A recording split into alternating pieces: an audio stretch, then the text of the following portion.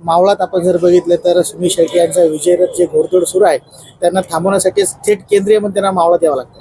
नाही बघा, शेवटी निवडणूक आहे, हे युद्ध असतं. मी माझ्या पक्षाचं काम करतो, मी पहिला कार्यकर्ता आहे.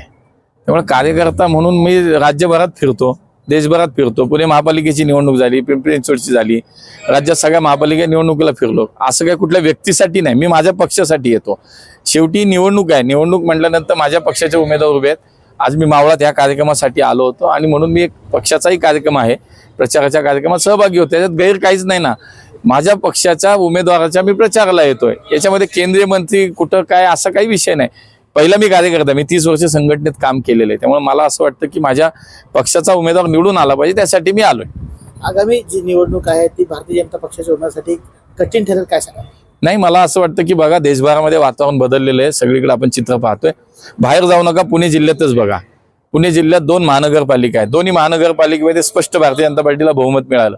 त्यामुळे पुणेकरांनी सुद्धा आता हा विचार केला की भारतीय जनता पार्टीच या देशामध्ये मोदीजींच्या नेतृत्वात, देवेंद्र फडणवीसांच्या नेतृत्वामध्ये या महाराष्ट्रात सुद्धा चांगलं सरकार देऊ शकतं, लोककल्याणाचं काम करू शकतो. या महाराष्ट्राला, देशाला प्रगतीवर नेण्याचं काम हीच मंडळी करू शकतात, भारतीय जनता पार्टीच करू शकते. हे आता लोकांना समजले आणि त्यामुळे मला असं वाटतं गल्ली ते दिल्ली सगळीकडे आता हेच होतंय.